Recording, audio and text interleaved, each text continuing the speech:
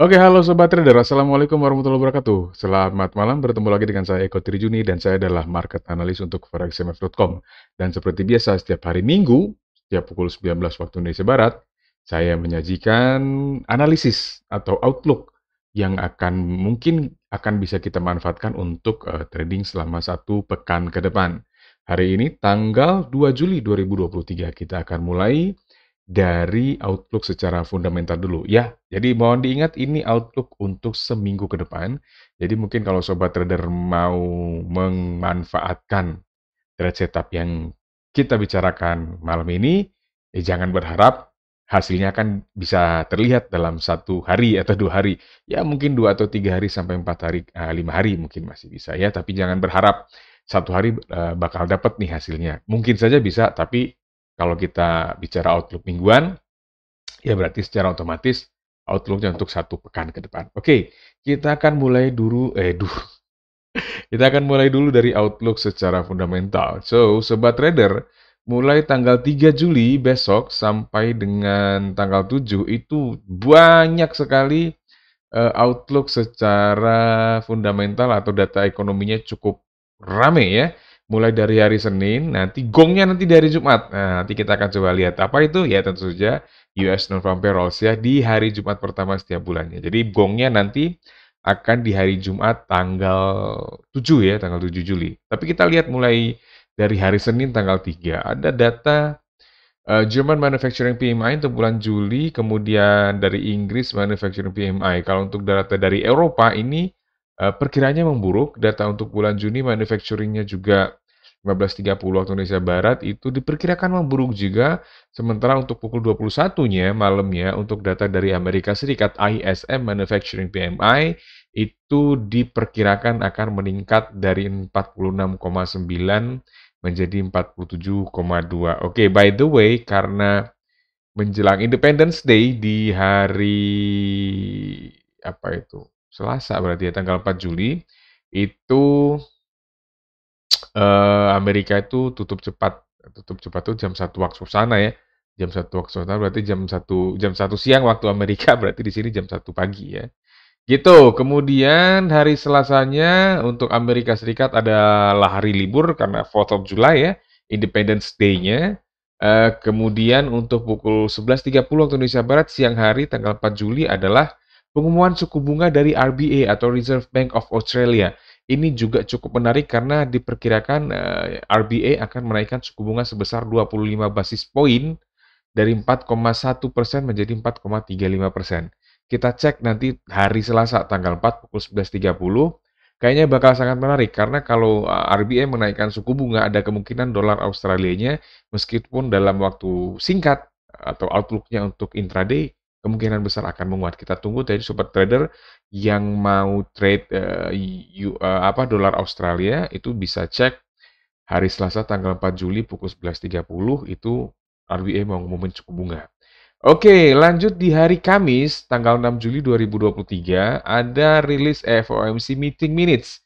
Jadi FOMC Meeting Minutes ini bukan pengumuman suku bunga, tapi mereka, Fed atau FOMC, itu mengumumkan, apa istilah, notulen ya, notulen rapatnya ketika mereka memutuskan untuk, menaikkan suku bunga terakhir kali atau keputusan suku bunga mereka yang terakhir bulan Mei ya berarti ya. Itu Mei apa Juni? Juni ya? Oke. Itu kira-kira apa yang mendasari para anggota FOMC untuk mengambil keputusan tersebut? Itu akan diumumkan nanti di FOMC Meeting Minutes. Dan notulen ini atau minutes ini akan mengalami revisi sampai last minute akan diumumkan. Jadi kita nggak pernah tahu nanti forecast-nya akan gimana. Karena kan banyak yang ngomong mungkin ya saya nggak tahu persis tapi kayaknya mereka yang hadir semua pada rapat itu, wah saya nggak ngomong begini, oh bukan begini maksud saya mungkin ya seperti itu ya. Jadi itu akan bukan direvisi, istilah ditinjau terus keabsahannya sampai dengan katakanlah last minute akan diumumkan. Nah, ini cukup penting karena nanti dalam minutes tersebut kita akan bisa tahu kira-kira kenapa kok Fed kemarin mengumumkan suku bunganya seperti itu, kemudian kira-kira ke depan akan seperti apa. Itu yang kira-kira nanti akan ditunggu oleh market. Oke, malamnya pukul 19.15 waktu Indonesia Barat itu akan dirilis data ADP Non-Farm Employment Change atau ADP Non-Farm Payroll. Ini banyak yang bilang ini datanya ngaco segala macam, nggak sesuai dengan data apa non-farm payroll-nya. Bukan. Jadi memang data ini berbeda dengan data US Non-Farm Payrolls yang akan dirilis resmi oleh Department of Labor dari Amerika Serikat yang di hari Jumatnya, karena ini iya, ini semacam ADP itu Automated Data Processing. Ya, bisa dibilang ini yang swastanya lah gitu ya. Jadi mungkin saja memang akan berbeda dengan rilis resmi dari US Department of Labor, tapi ya bukan berarti terus data ini jadi ngaco atau bohong, enggak. Jadi akan kita cek aja akan seperti apa nanti angkanya. Karena ya walaupun sering tidak selaras dengan data US Nova Payroll yang resmi, tapi ini setidaknya bisa menjadi sedikit gambaran bagaimana kira-kira kondisi ketenagakerjaan di Amerika Serikat, walaupun masih gambaran kasar. Oke, rilisnya diperkirakan turun dari 278.000 menjadi 236.000. Nah, 15 menit kemudian ada data initial jobless claims dari 239.000 naik jadi 245.000 perkiraannya. Jadi dua data ini saja ini memperlihatkan potensi pelemahan di sektor tenaga kerja. Jadi klaim penganggurannya naik sementara ADP non-farm employment change-nya turun. So dua-duanya ini berpotensi negatif bagi US dollar. Bagaimana nanti persisnya kita nggak tahu, kita cek aja nanti ketika rilis datanya. Oke. Lalu 2045, jadi di hari Kamis ini data Amerika Serikat ini mendominasi ya. 2045 services PMI bulan Juni diperkirakan turun tipis sekali. Lalu pukul 21 ISM non-manufacturing PMI diperkirakan naik tipis juga dari 50,3 jadi 50,5. Lalu ada ini juga JOLTS, job openings untuk bulan Mei. Belum ada forecast-nya, tapi mungkin kayak di hari Senin atau Selasa ada forecast-nya nanti. Kita pantau aja. Lalu di hari Kamis seperti biasa ada crude oil inventory. Bukan biasanya sih, kalau nggak Rabu, Kamis dia ya, crude oil inventory ini. Belum ada forecast-nya juga. Jadi kalau kita lihat Sobat Trader, ini kan berarti 15 menit sekali ini ada data. Kecuali yang terakhir ini sejam. Jaraknya dari job openings, ISM dengan crude oil inventory. Jaraknya 1 jam. Tapi kalau sini 19.15, 19.30. Oh, ini 1 jam 45 menit, sorry. Ya, 1 jam setengah. 20.45, terus 15 menit kemudian 21 ada data lagi. Jadi kayaknya rame banget. Nah, kira-kira apakah kita bisa ambil semuanya? Kayaknya enggak. Kayaknya yang akan dicek kemungkinan besar ini saya bisa seperti ini ngomong karena biasanya ya, saya tidak bilang pasti akan begitu juga. Biasanya yang diperhatikan pertama ini, yang kedua ini. Karena ini berkaitan sangat erat kaitannya dengan US non-farm payrolls. Kalau ini setiap Kamis ada. Jadi mungkin untuk hari Kamis ini, mungkin ya, yang lebih diperhatikan adalah satu ini, kemudian dua ini. Kemungkinan seperti itu. Terakhir di hari Jumat, tanggal 7 Juli 2023, akan diumumkan seperti biasa yang kita nanti-nantikan, yaitu US Non-Farm Payrolls, yaitu untuk bulan Juni berarti ya, yang diperkirakan turunnya luar biasa ini. Dari 339.000 diperkirakan turun jadi 200.000. Wow, ini luar biasa penurunannya ya, 139.000. Apakah benar seperti itu? Nah, ini yang saya bilang tadi menjadi sangat seksi. Kenapa? Karena orang akan melihat ke sini dan ke sini juga nanti. Jadi sebelum data ini diumumkan, data-data ini nanti akan seperti apa? Datum ya, kalau dia jam pakai bukan data-data. Data ini nanti akan seperti apa nantinya?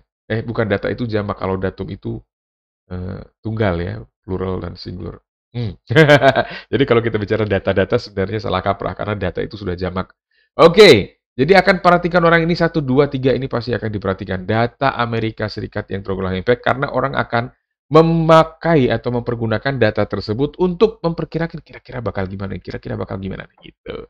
Oke, di waktu yang bersamaan adalah juga dirilis unemployment rate untuk bulan Juni dan average hourly earnings. Jadi earnings diperkirakan stay di 0,3%, unemployment rate juga diperkirakan stay di 3,7%. Sementara US non-farm payrolls diperkirakan turun sebesar 139.000 dari 339.000 menjadi 200.000. Ini tentu akan sangat menarik untuk data US non-farm payrolls di akhir pekan depan ya. atau akhir pekan ini. Hari Minggu itu hari pertama atau Senin sih hari pertama? Oke lah. Pokoknya di pekan tanggal 3 sampai dengan 7 Juli itu nanti akan sangat menarik. Oke, kita langsung aja ke outlook secara teknikal Sobat Trader. Ini saya kebetulan tadi sudah mulai sedikit cek ya. Kalau kita lihat, ini kita mulai dari gold. Gold ini kalau kita lihat di time frame 4 jam, dia cenderung down ya. Kalau kita lihat juga, kita zoom out misalkan chartnya seperti ini, kita bisa melihat bahwa gold XAU USD di time frame 4 jam juga bergerak dalam sebuah downtrend. Kalau kita zoom in, berarti kita bisa ketemu bahwa ada area Fibonacci Golden Ratio itu berada di kisaran 1921,44 sampai 1939,11. Nah, harga sekarang kalau kita lihat dia lagi testing area ini, Sobat Trader. Testing. Nah, area ini kita bisa manfaatkan untuk mencari konfirmasi sinyal sell tentu saja untuk outlook 1 minggu ke depan. Nah, memang tidak perlu harus masuk di area ini, di bawahnya sedikit juga no problem, tapi yang jelas kalau kita berhasil menemukan konfirmasi sinyal sell di area ini, peluang targetnya mungkin ke area sini dulu ini Sobat Trader ada di 1910,5 sampai yang kedua mungkin kalau dia tembus lagi ke bawah level tersebut mungkin akan kejar ke area support kunci di area 1892,83. Nah, area resistance kita ada dua. Yang pertama yang perlu kita perhatikan adalah area resistance kritis di 1950,05 dan resistance kunci di 1967,72. Jadi kalau dia break ke atas, ya saya ulangi, selama dia nggak break ke atas area resisten kritis ini, kalau Anda ambil posisi sell tadi di area ini, itu masih oke lah untuk dipertahankan. Bahkan, kalau Anda mau di sini sell, misalkan di sini sell, di sini bisa sell lagi, di sini bisa sell lagi. Jadi karena apa? Karena resisten kunci kita adalah 1967,72. As long as area tersebut bertahan, masih ada kemungkinan harga akan kembali bergerak turun. Jadi itu akan tergantung juga pada kekuatan modal masing-masing. Oke, kita lanjutkan ke crude oil. Nah, crude oil ini kalau Sobat Trader ingat, outlook kita seminggu yang lalu, kita kemarin melihat ada area support di sini, betul ya, area support di kisaran 67,83 dan 66,69. Dan ada kemungkinan waktu itu kita melakukan analisa harganya akan naik, tapi target pertamanya mungkin di sini dulu ya, 70,87 dan itu ternyata terjadi. Jadi untuk sepekan ke depan, kemungkinan besar adalah kalau harga crude oil berhasil tembus ke atas 70,87, mungkin kita akan melihat area 73,85 sampai 75,1. Ya. Tapi kalau tidak, nah kalau tidak bagaimana? Kalau kita berhasil mendapatkan konfirmasi sinyal sell, sebelum harga betul-betul tembus ke atas 70,87, saya tidak bilang di angka yang persis ya, sekitar sinilah. Jadi mungkin kalau kita ambil areanya mungkin ini nih areanya nih. Nah, kayak gitulah ya. Tidak harus persis. Jadi kalau dia tidak closing, tidak ada candle yang closing benar-benar closing signifikan di atas 70,87, itu Anda masih buka posisi, masih bisa buka posisi sell dengan target mungkin kembali ke area support 67,83 sampai 66,69. Nah, pertanyaannya kemudian, bagaimana Pak saya bisa tahu itu benar-benar sudah break atau belum? Nah, jangan khawatir Sobat Trader, bagi Anda yang sudah bergabung di grup Telegram VIP Forex CMF, Anda bisa berdiskusi di sana, Pak, atau Min gitu sapaannya terhadap adminnya ya. Pak Eko kemarin atau tadi saya lihat bilang di outlook mingguan itu selama belum tembus ke atas 70,87 masih bisa sell. Ini udah tembus belum? Anda bisa diskusikan di sana. Nah, bagi Anda yang belum bergabung di grup Telegram yang saya maksud, Anda tinggal masuk ke website forexmf.com. Ini ada tombol chat di sini. Anda tinggal tanya saja di situ bagaimana caranya untuk bergabung dengan grup Telegram yang saya maksud. Karena grup Telegram VIP tersebut, selain jendela waktunya sangat panjang, Anda bisa berdiskusi banyak sekali di situ. Dari subuh sampai malam dia aktif grupnya. Oke? Kita lanjutkan ke Euro USD. Nah, Euro USD ini Sobat Trader saya melihat dia lagi di area resisten Fibonacci ya. Golden ratio-nya kan di area ini berarti ya. Itu area 1.08081 sampai 1.09154. Sama mirip dengan gold juga tadi, kita kayaknya bisa mencari ya untuk konfirmasi sinyal sell itu di area ini 1.08081 sampai 1.09154. Tapi mirip ya dengan gold selama dia belum break ke atas 1.09817 masih oke lah untuk cari konfirmasi sinyal sell ya. Untuk targetnya sendiri itu kira-kira pertama di sini Sobat Trader karena ini outlooknya mingguan ya cukup panjang. Itu kemungkinan di 1.07417 kalau dia berhasil break lagi ke bawah level ini ada kemungkinan untuk uji support kunci di 1.06344K. Bagaimana kalau Pak dia naik ke area resisten kritis ini? Ya Anda bisa sell lagi di sini. Kalau dia lagi ke area resisten kritis, Anda bisa sell lagi di sini. Tapi tidak disarankan untuk hold posisi sell-nya kalau dia break ke atas 1.10890. Oke, itu untuk Euro USD. Next, kita lanjutkan ke GBP USD. Nah, ini agak berbeda dengan outlook di Euro USD tadi. Untuk GBP USD, saya apa ya istilahnya menyarankan untuk memperhatikan tren ini. Karena tapi gini ya, sobat trader kalau kita lihat dari sini-sini dia kan up ya. Kemudian dia sudah sempat melakukan koreksi ke area golden ratio ini di 1.26410 sampai 1.25135 dan dia sudah bounce up.